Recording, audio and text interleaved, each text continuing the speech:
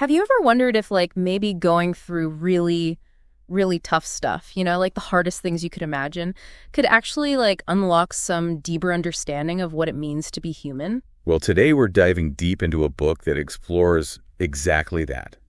Man's Search for Meaning by Viktor Frankl. Yeah, you always tell us you're all about those, like, really impactful ideas, the kind that help you connect the dots and see the world in a whole new way, right? Exactly. We're not just giving you a book summary. We're going right to the heart of what Frankl's saying. Yeah, and, like, let's be real, his ideas come from some incredibly dark places. I mean, as a concentration camp survivor, his insights are rooted in, well, unimaginable suffering. So we're going to unpack all that and see how it connects to our own search for meaning, It is really amazing how this book, born from such extreme adversity, has touched so many people. I know, right? Frankl's experience during the Holocaust is like the foundation of his whole philosophy. Totally. And this actually led him to develop logotherapy, which we'll talk about a bit later. Okay, cool. But it's important to remember what Frankl himself emphasizes. What's that? You see, his book doesn't just focus on the huge, horrible atrocities that we all know about, those big picture horrors, or even just the stories of, like, extraordinary heroism. Right. He really wanted to bring attention to the everyday reality, the constant small torments that the average prisoner had to endure. Yeah, I get that. Like, those little things add up. He even says that a lot of what he calls the real extermination took place in these smaller, less-known camps. Wow.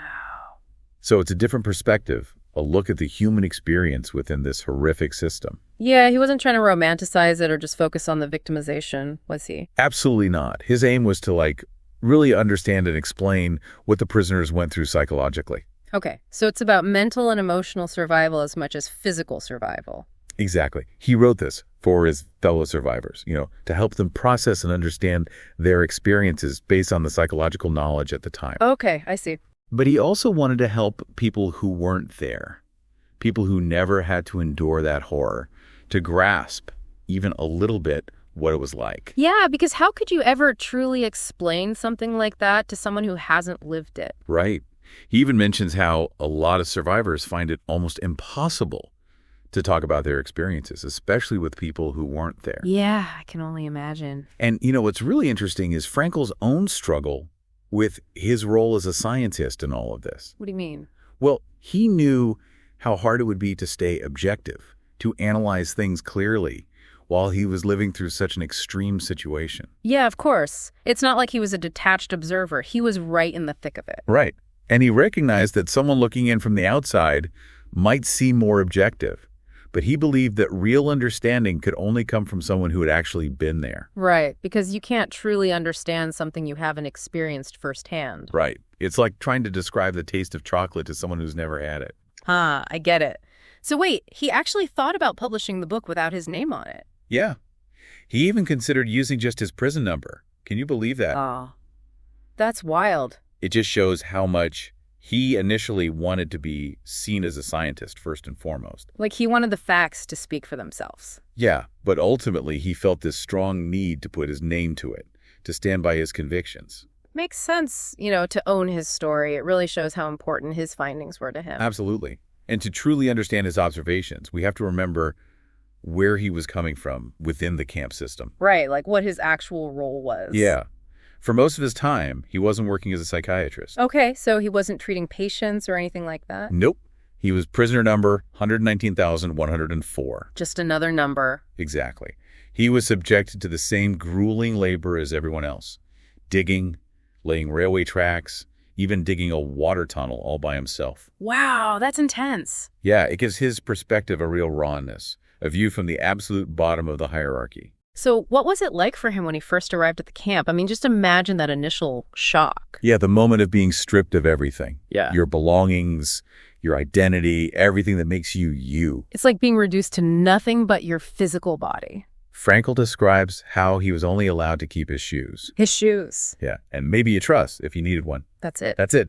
The shaving of all body hair, the cold, impersonal showers, it was all so dehumanizing. Like they were trying to erase who they were. Exactly. It was this chilling realization that they had nothing now except our bare bodies. Wow.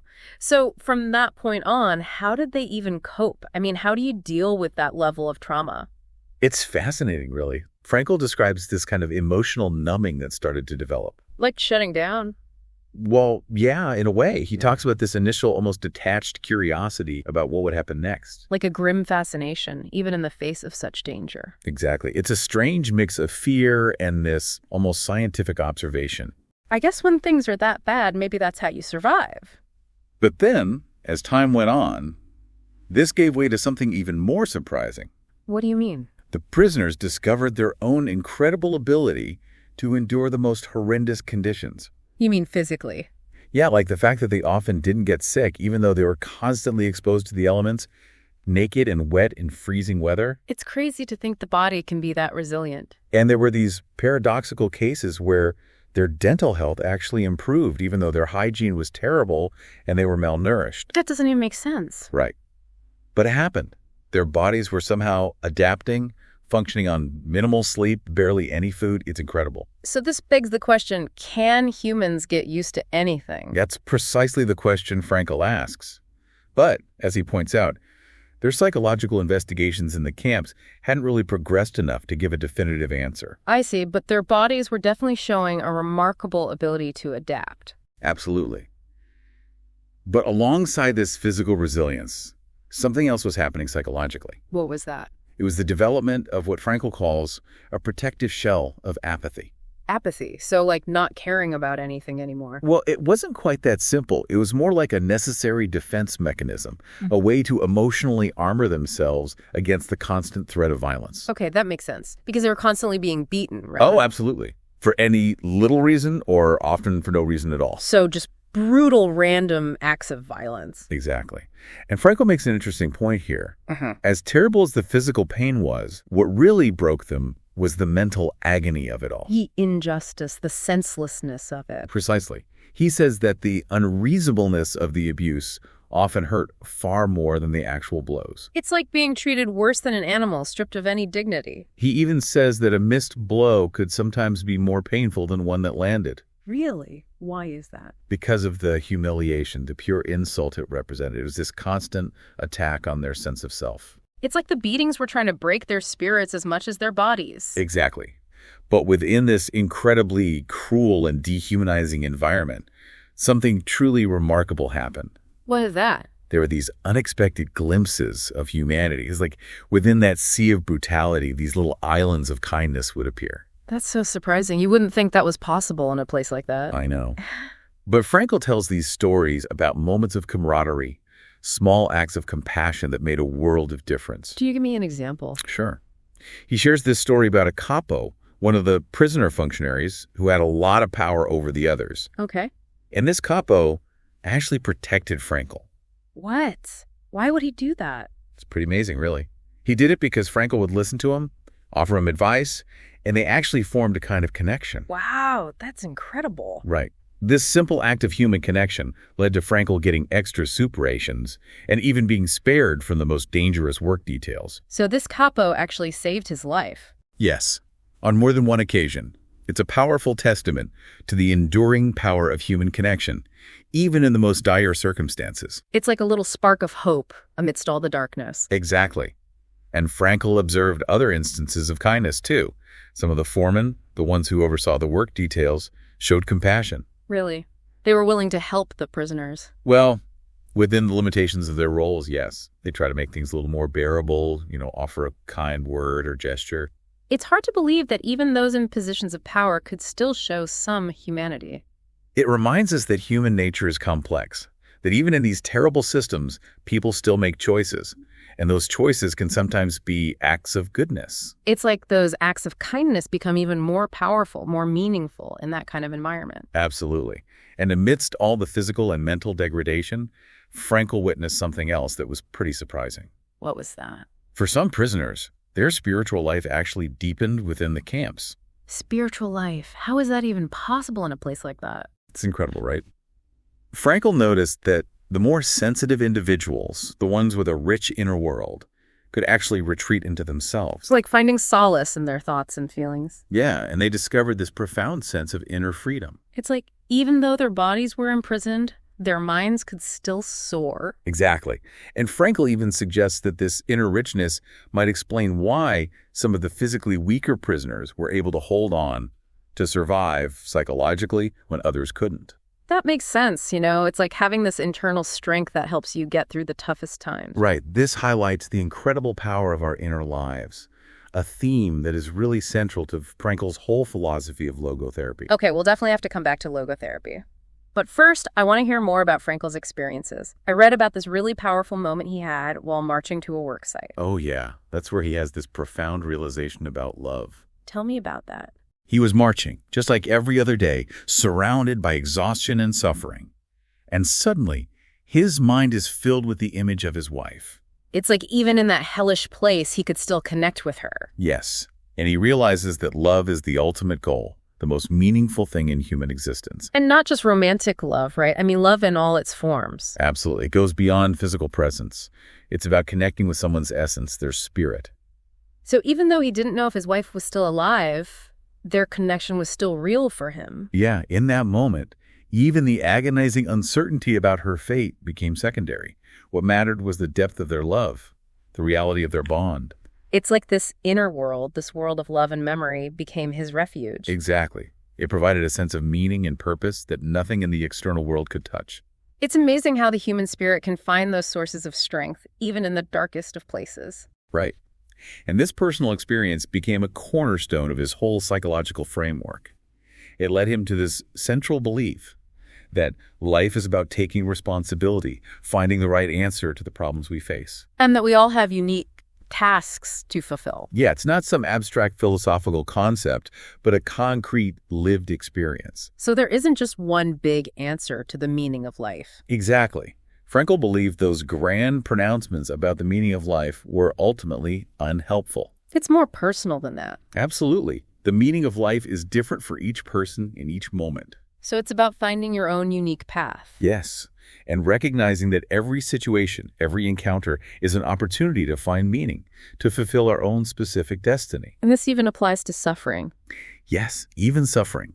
Frankl believed it could be a task that we're called to embrace, that we can find meaning even in the most difficult experiences. It's like how we respond to those challenges shapes who we become. He really stresses the uniqueness of every individual. So we're all irreplaceable. Yet each person and their destiny are completely unique. And that's what gives our lives meaning, whether we find it through creating something, experiencing beauty, or loving another person. It's funny. He actually said that love is the most powerful way to connect with someone. Oh, absolutely. He saw it as a way to understand another person's inner world, their potential, on a really deep level. That's beautiful. So we have this responsibility to find meaning in our lives. But what happens if we don't? That's where Frankl identified something he called the existential vacuum. Existential vacuum. Sounds intense. It is. It's not just about feeling a bit bored or lost. It's this deep sense of meaninglessness, like your life has no inherent purpose or direction. And that can actually lead to psychological problems. Yeah. Frankl called them neurogenic neuroses. Neurogenic neuroses, so like anxiety and depression stemming from this lack of meaning. Exactly. It's this deep-seated despair that comes from feeling like your existence is pointless. It's like, what's the point of it all if there's no meaning? Right. And he contrasted this drive for meaning with some other big ideas from psychology. Oh, yeah. Like what? Like Freud's will to pleasure. Okay, yeah. And Adler's will to power. Yeah, I've heard of those. Frankl argued that the will to meaning was the most fundamental human motivation. It's more powerful than the desire for pleasure or power. It makes sense. I mean, think about all the people who have died for their ideals, their beliefs. Exactly. People are willing to sacrifice everything for something they believe in, something that gives their life meaning. He even mentions some surveys that show how most people feel like they need something to live for. Yeah, something worth fighting for, something they would even die for. Okay, so we have this will to meaning, but how do we actually find it? What are the paths to meaning? Frankl outlines 3 main avenues. Okay, I'm listening. The first is through creative work. So like making art, writing a book, building something. Yeah, anything that involves bringing something new into the world, leaving your mark. Okay, what's the second path? It's through experiencing something or encountering someone that deeply moves you. Like falling in love. Exactly. He considered love the most profound way to connect with another person. Because you're really seeing into their soul their true potential. Yes. And the third avenue, which is especially relevant given Frankl's experiences, is the attitude we choose to take when faced with unavoidable suffering. So it's about how we respond to the difficult things in life. Precisely. He tells this amazing story about an elderly doctor who had lost his wife. He was grieving deeply. Oh, absolutely. Yeah. But instead of offering empty platitudes, Frankl asked him a thought-provoking question. Yeah. What if you had died first? What would your wife have gone through? Wow, that's a powerful question. Right. And the doctor immediately realized how much his wife would have suffered if he had died first. So his own grief was suddenly put into perspective. Exactly. It became the price he paid for sparing his wife that pain. He found meaning in his suffering, seeing it as an act of love and sacrifice. It's like the meaning wasn't in the absence of pain, but in the meaning he chose to give to it. It's a total shift in perspective. And there's another powerful case he shares about a mother who tried to commit suicide after losing one of her sons and being left to care for another who was severely disabled. Oh, wow. So much loss and pain. Right. And to help her find meaning, Frankl asked her to imagine herself at 80 years old, looking back on her life. He asked her to envision a future without her surviving son. Yeah, and she realized that even though caring for him was incredibly difficult, it gave her life purpose. It was a reason to keep going, to find joy even in the midst of hardship. Exactly. And this reinforced Frankl's belief that a life, even one filled with suffering and cut short, can have immense meaning. It's all about the choices we make, the perspective we choose to adopt. Absolutely. And sometimes, we can't fully comprehend the meaning of suffering on a purely rational level. Yeah, some things just don't make sense. And that's where Frankl introduced the concept of a super meaning. Super meaning. Yeah. It's like acknowledging that our human intellect has limitations. There are some things that we just can't grasp. Like the bigger picture. Exactly. There might be a deeper purpose to suffering that we can't fully understand with our limited human perspective. It's about having faith that there's a meaning, even if we can't see it. Exactly. And he uses this phrase, logos is deeper than logic. Logos is deeper than logic. So it's not just about what makes sense to our rational minds. Right. It's about accepting that there are mysteries we can't fully comprehend. He illustrates this with a story of a rabbi who lost his entire family in Auschwitz. Oh, how awful. And to make matters worse, he found out he couldn't have more children. So he had lost everything, his past and his future. Yeah, and he was consumed by despair. But then Frankl suggested that maybe the meaning of his survival, his continued suffering, was to purify him, to make him worthy of joining his children in the afterlife. So his suffering had a purpose in a spiritual sense. Yeah, it was about finding meaning on a different level, beyond the realm of human logic. It's a powerful idea, finding solace and purpose and faith when logic fails us. It is, and it ties into Frankl's reflections on the transitoriness of life. Transitoriness, so the idea that everything is temporary. Yeah. But he wasn't saying that life is meaningless because it's fleeting. Instead, he argued that our potential is what's temporary. Okay, so we have a limited time to fulfill our potential. Yes. But once we actualize it, through our work, our love, or even our courageous endurance of suffering, those moments become permanent. They're etched into our past, into who we are. Exactly. So recognizing that life is temporary doesn't diminish meaning. It makes it even more important. Because we have this limited time to create something meaningful, to make our mark on the world. It's about taking responsibility for our lives, for how we choose to spend our time. Okay, so we've talked about the importance of finding meaning and the different paths we can take. But are there specific techniques Frankl developed within logotherapy that can help us on this journey? Yes. And one that's really fascinating is called paradoxical intention. Paradoxical intention. Sounds complicated. It's actually a pretty simple idea, but it can be really effective. It's about dealing with anticipatory anxiety, that fear of something happening that actually makes it more likely to happen. Oh, like when you're so worried about something that you actually manifest it. Yeah, like when you have a big presentation and you're so scared of messing up that you actually end up freezing up. I've totally been there. Yeah. So how does paradoxical intention work? So Frankl used this technique with a young doctor who was terrified of sweating in social situations. Oh, I know people like that. It's like their fear of sweating makes them sweat even more. Exactly. And paradoxical intention turns that fear on its head. Instead of trying to avoid sweating, Frankl told the doctor to try to sweat as much as possible. Really? Like purposely make himself sweat? Yeah, like really go for it. Show everyone how much he could sweat. And that worked? It did. By confronting his fear head on, The anxiety lost its power, and he was actually cured. It's like you're taking away the power of the fear by embracing it. Yeah, it's about using our human capacity for self-detachment and humor to break free from those negative cycles. So instead of fighting the fear, you kind of outsmart it. Exactly.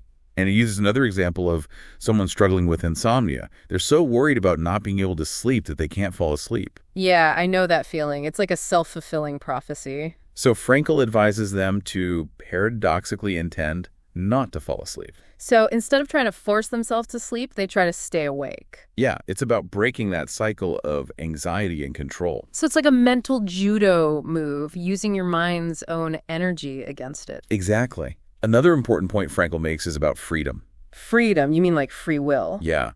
He was really against the idea of pandeterminism. Pandeterminism, what's that? It's the belief that everything is predetermined, that our choices are all just illusions, and we have no real control over our lives. Okay, so like fate versus free will. Exactly.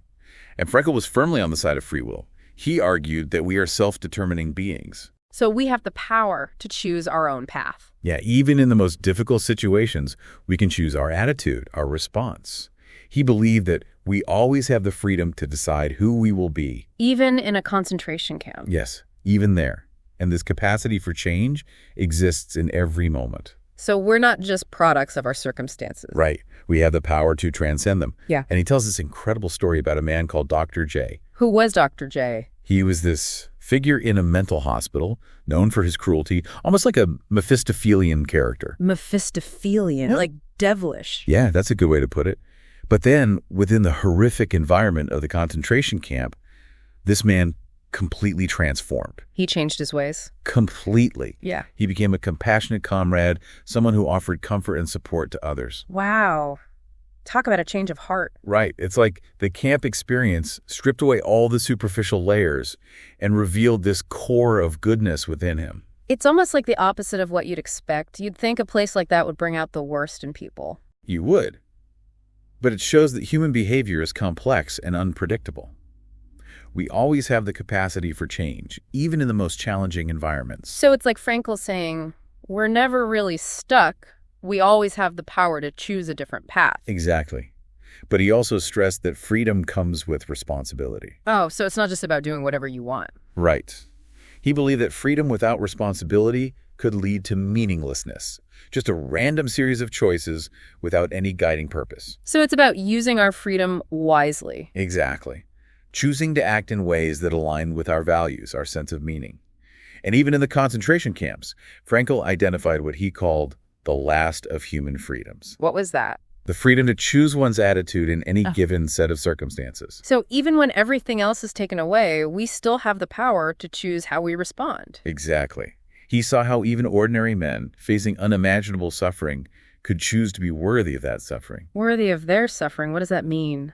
It means choosing to maintain their dignity, their humanity, even in the face of dehumanization. It's about finding meaning in the midst of pain. So it's about holding on to hope, even when all hope seems lost. Exactly. And he makes this interesting observation about the different types of people he encountered in the camps. Oh, yeah. Like what? He says that there are fundamentally two races of men, the decent and the indecent. And you find both types everywhere. Yes, in every group, every society. And the camp experience just brought this duality into sharp focus. It's like the extreme circumstances stripped away all the pretense, revealing people's true nature. Exactly. And Frankl noticed something really important about survival. What was that? He realized that to combat the devastating psychological effects of the camps, prisoners needed a goal in the future. So something to look forward to, something to hope for. Yes. He observed that humans can only truly live with a sense of future orientation. It's like having a light at the end of the tunnel, something to keep you going. Exactly. He describes how he would mentally prepare lectures he wanted to give after his liberation. So he was already envisioning a future where he was free and sharing his experiences with others. Yes, and that mental image helped him to endure the present suffering. It gave him a reason to keep fighting. But sadly, he also saw what happened to prisoners who lost their faith in the future. They gave up. Yeah, and once they lost that belief, they also lost their spiritual hold. So they were more likely to succumb to the despair and die. Sadly, yes. It highlights the life-giving power of hope. And it's not just about individual resilience, right? I mean, Frankl also talks about the importance of positive examples. Oh, absolutely. Like the senior block warden he describes. This man had a lot of authority, but he used it fairly and justly. So he was a good example of how to behave even in that kind of environment. Yeah, he provided a moral compass for the other prisoners. And Frankl also witnessed amazing acts of kindness between prisoners. Like what? Even something as small as sharing a piece of bread could be incredibly moving. It was about showing compassion, reminding each other that they were still human. Exactly. And even after liberation, Frankl recognized that there were challenges. It wasn't just like happily ever after. No, it was a complex process. Some survivors had trouble adapting to freedom. They were so used to the structure and routine of the camps. Yeah, and there was the physical exhaustion, the emotional scars, the difficulty of reintegrating into a world that had moved on without them. It's like they needed time to heal, to process everything they'd been through. And Frankl even compares it to decompression sickness. Like divers coming up from the depths too quickly. Exactly. The sudden release of pressure could be dangerous, both physically and psychologically. So even after being freed from the camps, there was still a journey ahead. Absolutely. Yeah. And that's where logotherapy can play a vital role. Okay, so let's talk more about logotherapy. What exactly is it? It's a form of therapy that focuses on finding meaning in life. So it's not about dwelling on the past or trying to fix what's broken. No, it's about looking forward, finding what gives your life purpose, even in the face of suffering. So it's about helping people discover their own unique why. Exactly. It's about empowering them to take responsibility for their lives and create meaning, even when it feels impossible. So as we wrap up our deep dive into man's search for meaning, let's go over the key things we've learned. Okay, sounds good. First off, we explored how powerful it is to find meaning even in the midst of unimaginable suffering. Yes, and we talked about the importance of love and human connection, how they can sustain us through the darkest times. We also looked at Frankl's ideas about individual freedom and responsibility and how they go hand in hand. And then there's the existential vacuum and the will to meaning. Those are such powerful concepts, and they really make you think about what drives us as human beings. Right, and we even delved into some specific techniques from logotherapy, like paradoxical intention. Which can be a surprisingly effective way to overcome anxiety and fear. Absolutely. So, thinking about you, our listener, we hope that this exploration of Frankl's work has given you some valuable insights. Yeah, especially when it comes to navigating the challenges of life and finding your own unique path to meaning. Remember how Frankl emphasized the power of choosing your attitude. Even in the most difficult situations, we have that freedom. And that can be incredibly empowering, especially when you're faced with a lot of information or a tough decision. It's all about finding your why, your reason for being. And on that note, let's leave you with one final thought. Frankl said that those who have a why to live can bear with almost any how. So think about what your why is. What gives your life meaning? What are you passionate about? And how can connecting with that why help you navigate not just your quest for knowledge, but life itself? Maybe diving deeper into logotherapy and exploring Frankl's other works could help you find even more answers. It's a journey worth taking. It really is.